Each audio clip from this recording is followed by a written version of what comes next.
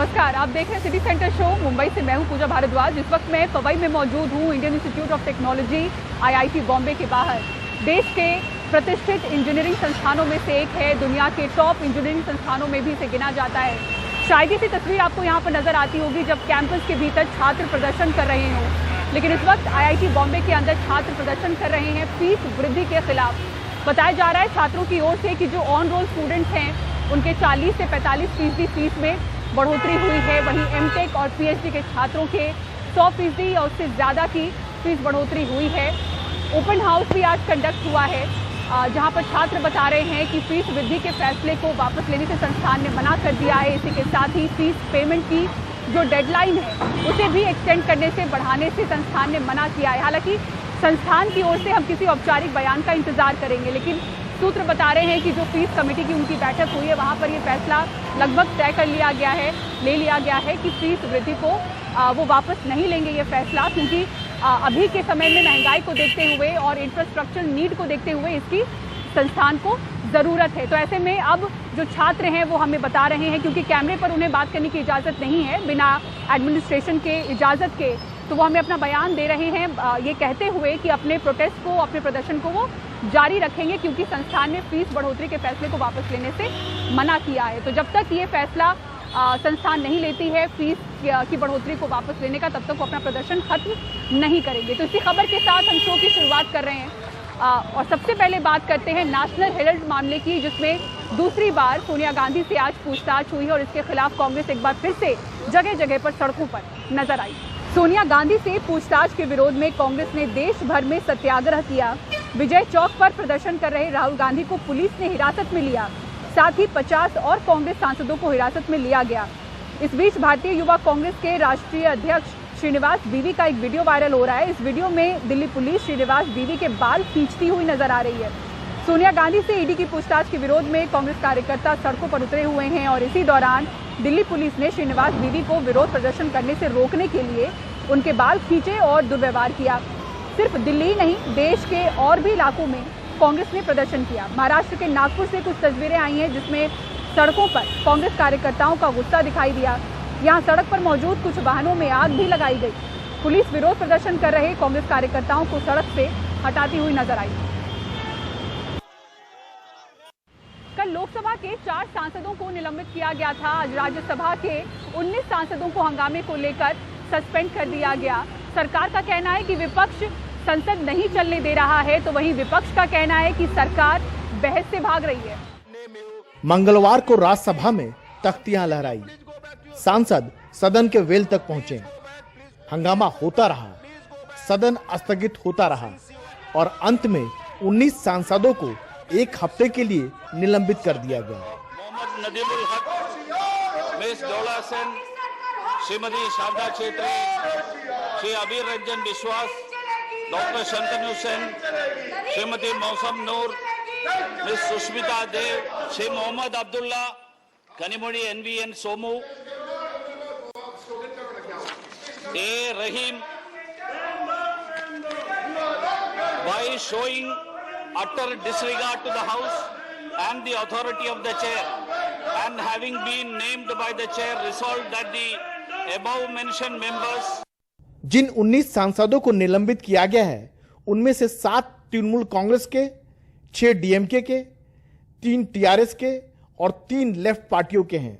निलंबित सांसदों का कहना है महंगाई जैसे मुद्दों पर सरकार उन्हें बोलने का अवसर नहीं दे रही है और चर्चा से बच रही है। महंगाई बढ़ रही है, इसके ऊपर हम सिर्फ डिस्कशन मांग रहे थे, पर सरकार ने शायद ठीक समझा कि हमारी आवाज़ लोगों के पास नहीं पहुंचे, इसलिए उन्होंने हम लोग को सस्पेंड किया है। इसका बर्निंग इश्यू है अभी महंगाई। आदमी भूखा मर रहा है, आदमी को खाने का चीज नहीं मिल रहा है, इन्फ्लेशन रेट इतना बढ़ गया, डॉलर का भाव कितना बढ़ गया और ये सरकार महंगाई में चर्चा करने के लिए तैयार नहीं है। सोमवार को लोकसभा से कांग्रेस के भी 4 सांसद निलंबित कर दिए गए। विपक्ष का कहना है संसदीय इतिहास में ऐसा कभी नहीं हुआ। मैंने अपने 30 साल के कार्यकाल में कभी ऐसा नहीं देखा। नेवर ऐसा कि हम सारा विपक्ष चर्चा के लिए तैयार, सरकार चर्चा के लिए तैयार नहीं, बहाना ढूंढती है कि वित्त मंत्री नहीं बीमार है। हम कहते हैं कोई मंत्री हो कराइए। सरकार बार बार कह रही कि विपक्ष जानबूझ के व्यवधान पैदा कर रहा है। नहीं, विपक्ष चाहता है कि सदन चले, विपक्ष चाहता है कि चर्चा हो, विपक्ष चाहता है कि लेजिस्लेटिव बिजनेस हो, गवर्नमेंट नहीं चाहती। इसको सांसदों का निलंबन मानता ही नहीं है, संसदीय लोकतंत्र का निलंबन है। आप इन सारे मुद्दों पर चर्चा क्यों नहीं होने दे रहे हैं? प्राइस राइज में आपको बात करने की दिक्कत क्या है? ये सस्पेंशन ये एक और कदम है प्रजातंत्र को खत्म करने का, तानाशाही करने का। महंगाई पर लगातार मांग कर रहे हैं हम लोग कि खाने पीने चीजों के ऊपर आपने महंगाई बढ़ा दी, उस पर चर्चा नहीं हो रही है। 19 लोगों को सस्पेंड करना अपने आप में एक बहुत बड़ा कदम, अलोकतांत्रिक कदम और लोकतंत्र का गला घोटने का, सदन की मर्यादा को खत्म करने का ये कदम है। जबकि बीजेपी का कहना है कि सांसदों ने ऐसे हालात बना दिए थे कि उन्हें निलंबित करने के अलावा कोई चारा नहीं रह गया था। 7 दिन हो गया, बार बार चेतावनी दी जा रही है, बार बार आग्रह किया जा रहा है कि आप अपनी सीट पर जाकर बैठ जाइए, फिर भी नहीं बैठे तो कोई विकल्प नहीं था। जब मजबूरी में कोई हम थोड़ी चाहते हैं, तो मजबूरी में हम लोग को उनको निलंबित करना पड़ा है। लेकिन अगर वाकई में नियत संसद चलाने की हो, सभी पक्षों को टकराव से बचने की जरूरत है। निलंबन जैसी कार्रवाई से क्या सदन का माहौल बदल जाएगा? संसद का मौजूदा सत्र भी पक्ष और विपक्ष के टकराव की भेंट चढ़ता नजर आ रहा है। मुद्दा वही है, संसद में जरूरी मुद्दों पर चर्चा कैसी हो। सरकार का कहना है कि वो चर्चा करने को तैयार है, जबकि विपक्ष का आरोप है कि सरकार चर्चा से बच रही है। जाहिर है जल्द ही इसका हल नहीं निकला तो कहीं ये सत्र भी पूरी तरह से बर्बाद न हो जाए। नई दिल्ली में कैमरामैन जेवियर थॉमस के साथ राजीव रंजन, एनडीटीवी इंडिया। अगली खबर गुजरात के बोटाद से, जहां जहरीली शराब पीकर 28 लोगों की मौत हो गई है। गुजरात के डीजीपी का कहना है कि जहरीली शराब से 15 लोग बीमार हैं, 5 लोगों की गिरफ्तारी हुई है और बड़ी मात्रा में केमिकल बरामद किया गया है। दिल्ली के मुख्यमंत्री अरविंद केजरीवाल इस हादसे में बीमार हुए लोगों से मिलने के लिए भावनगर के अस्पताल पहुंचे। स्थानीय लोगों का कहना है कि उन्होंने इलाके में देसी शराब के अवैध ठेकों की जानकारी पुलिस को दी थी, लेकिन कोई भी कार्रवाई नहीं की गई। और अब खबर मैंगलोर से, जहां बजरंग दल के कार्यकर्ताओं पर आरोप है कि उन्होंने एक पब में चल रही पार्टी को रोका, इस शक में कि वहां पर नाबालिग लड़के लड़कियां कहीं शराब तो नहीं पी रहे। पुलिस के मुताबिक पब प्रशासन ने कुछ लोगों को वहां से निकाला, कुछ लोगों को रहने दिया। सवाल ये उठ रहे हैं कि जिन लोगों को निकाला वो कौन लोग थे, किस बुनियाद पर उन्हें निकाला गया, और अगर वो नाबालिग थे तो पब के खिलाफ कार्रवाई क्यों नहीं हुई? मैंगलोर के एक पब का दृश्य। बजरंग दल के कार्यकर्ता इसके बाहर जमा हुए। बाउंसर को कहा गया कि पता करो कि पब के अंदर नाबालिग शराब तो नहीं पी रहे। बाउंसर ने मैनेजर को बताया और पुलिस के मुताबिक कुछ लड़के लड़कियों को पब से निकल जाने कहा गया। This is what was told to the bouncer, and bouncer in turn has spoken to manager and he has verified. Manager ने कुछ लड़के लड़कियों को पब से बाहर भेज दिया और कुछ को मदिरा पान करने और खाने के लिए अंदर ही रहने दिया। Allowing some people to continue their dinner and consumption of alcohol. अब सवाल ये उठता है कि किस कानून के तहत कुछ लोगों को बाहर निकाला गया। क्या प्रबंधन ने जिन लड़के लड़कियों को पब से निकाला वो नाबालिग थे? अगर ऐसा था तो मामला पब के खिलाफ भी बनता है कि नाबालिगों को शराब कैसे बेचेंगे। सवाल यह भी है कि शक होने की सूरत में पुलिस को सूचना देने की जगह बजरंग दल के कार्यकर्ता खुद पब जाकर क्यों धमकाने लगे। ನಿನ್ನೆಯ ಏನು ದಾಳಿ ಎಂದು ಮಾಧ್ಯಮದಲ್ಲಿ ಇವತ್ತು ಬಿತ್ತರಾಗ್ತಿದೆ, ನಿಜವಾಗಿ ಅಲ್ಲಿ ದಾಳಿ ನಡೆದಿಲ್ಲ। मीडिया में कहा जा रहा है कि हमने पब पर रेड की, हम वहाँ गए, ये सच है, लेकिन हमने कोई रेड नहीं की। आपने सुना ही होगा कि पिछले सप्ताह एक प्रतिष्ठित कॉलेज में सामूहिक चुंबन का मामला वायरल हुआ था। हमें इस बात की सूचना मिली कि यही स्टूडेंट्स फेयरवेल के नाम पर यहाँ पर मौज मस्ती करने गए हैं। इनमें से कुछ नाबालिग भी थे। मौज मस्ती ಮಾಡ್ತಿದ್ದಾರೆ ಎಂಬ ಮಾಹಿತಿ ಮೇರೆಗೆ ನಮ್ಮ ಕಾರ್ಯಕರ್ತರಲ್ಲಿ ಹೋದದ್ದು ನಿಜ।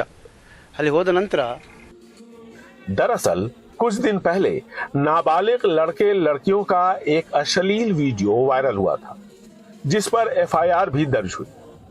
पब में पार्टी कर रहे छात्र छात्रा उसी कॉलेज के थे। मैंगलोर में ही एक पब के अंदर एक दक्षिणपंथी हिंदू संगठन के कार्यकर्ताओं ने युवा लड़के लड़कियों को दौड़ा दौड़ा कर पीटा था। तकरीबन 12 साल पहले एक बार फिर पब के बाहर जमावड़ा हुआ। ऐसे में पब प्रबंधन के साथ साथ पुलिस मामले की लीपापोती में जुट गई है। बेंगलुरु से कैमरामैन गोविंद मूर्ति के साथ निहाल किदवई, एनडीटीवी इंडिया। और मुख्तार अंसारी की पत्नी, बेटे और पत्नी के भाइयों को भगोड़ा घोषित कर दिया गया है। यूपी के मऊ में पुलिस ने एक वीडियो जारी करते हुए सभी को कोर्ट में पेश होने या फिर सरेंडर करने की चेतावनी दी। ऐसा न करने पर उनकी संपत्ति कुर्क करने की बात कही गई है। इस दौरान पुलिस ने मुख्तार अंसारी के घर के बाहर ढोल बजाते हुए माइक पर ये सूचना दी। आपको भी सुनाते हैं।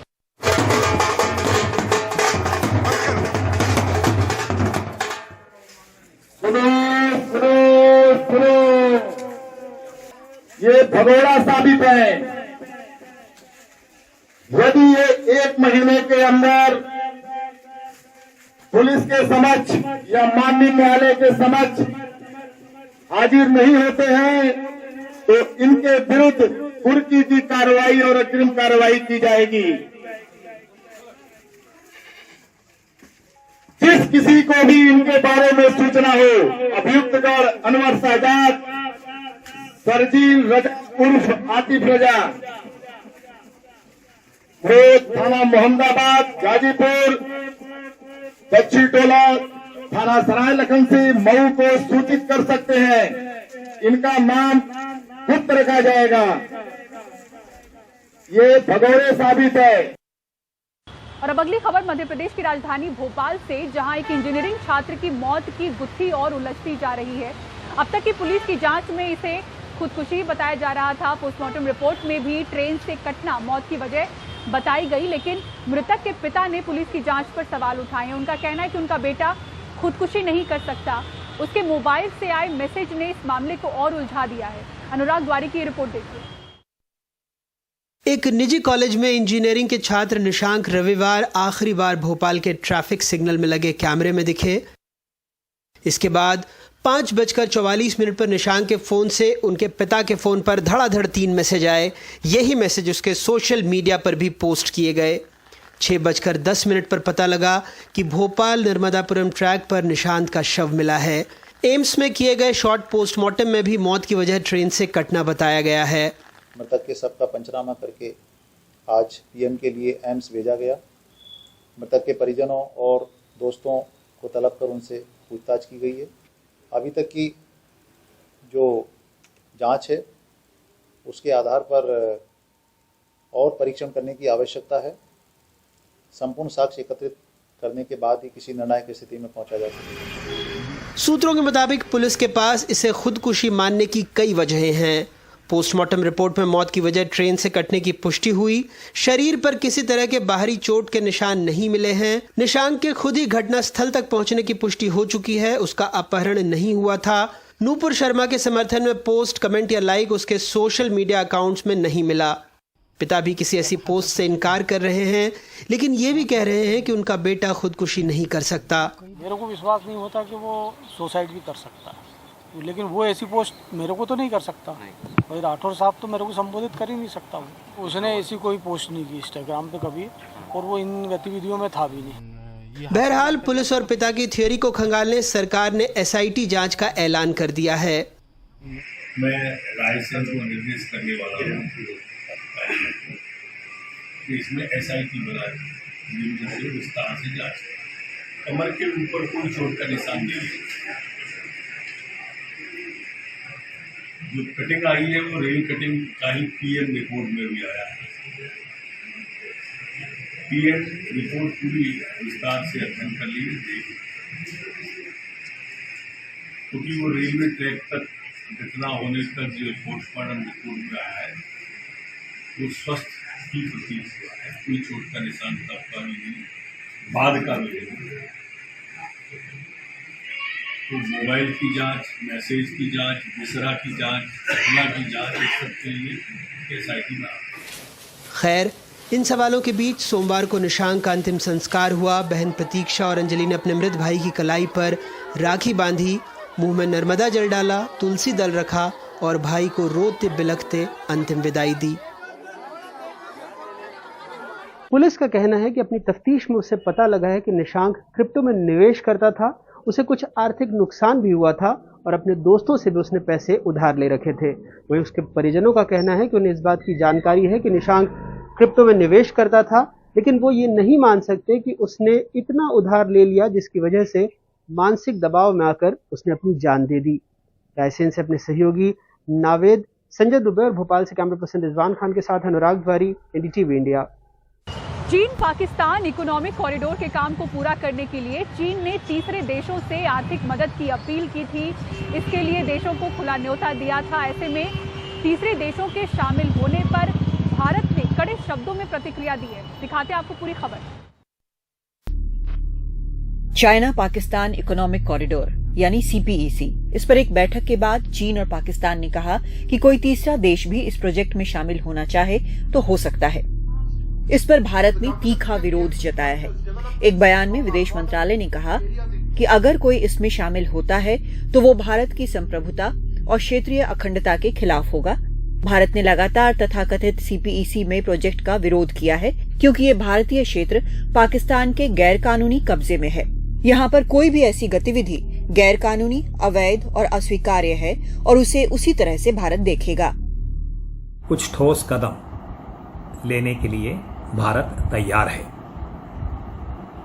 परंतु गलवान का जो तजुर्बा है और साथ साथ जो भारत चीन के बीच में जिस प्रकार से व्यापार बढ़ रहा है, मुझे लगता है कि जहां तक करनी और कथनी है, इसमें तालमेल लाना कठिन भी होगा, जटिल भी होगा। चीन के रवैये का विरोध और कई देशों में भी अब जोर पकड़ चुका है। यहां तक कि ब्रिटेन के PM पद के दावेदार भारतीय मूल के ऋषि सुनक ने इसे चुनावी मुद्दा बनाया है। उन्होंने कहा है कि चीन ब्रिटेन और बाकी दुनिया के लिए इस सदी का सबसे बड़ा खतरा है। सत्ता में आने पर चीन के साइबर खतरे पर अंतर्राष्ट्रीय गठजोड़ बनाएंगे।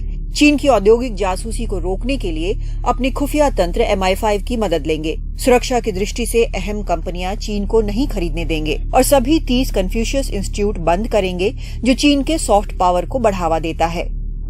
लेकिन भारत के पड़ोस में बदहाल अर्थव्यवस्था का शिकार श्रीलंका एक बार फिर मदद के लिए चीन की तरफ देख रहा है। बीजिंग में उसके राजदूत ने कहा है कि $4 अरब की मदद के लिए बातचीत चल रही है और राष्ट्रपति रानिल विक्रमसिंघे भी चीन जा सकते हैं। ऐसे में भारत को चौकन्ना रहना होगा। लेकिन राहत की बात है कि अधिकतर देश चीन का रवैया समझ भी रहे हैं और इस पर बोल भी रहे हैं। दिल्ली से कादम्बिनी शर्मा, NDTV इंडिया।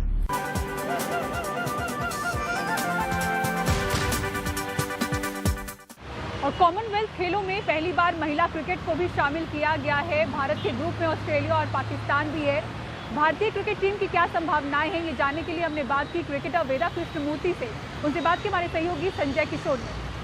सबसे पहले तो मैं राष्ट्रमंडल खेलों में क्या अहमियत होगी क्रिकेट की पहली बार शामिल किया गया है तो? फर्स्ट ऑफ ऑल मैं सबको नमस्कार बोलूंगी कि ये इंटरव्यू जो भी देखेंगे मेरी तरफ से उनके लिए वेल विशेस है।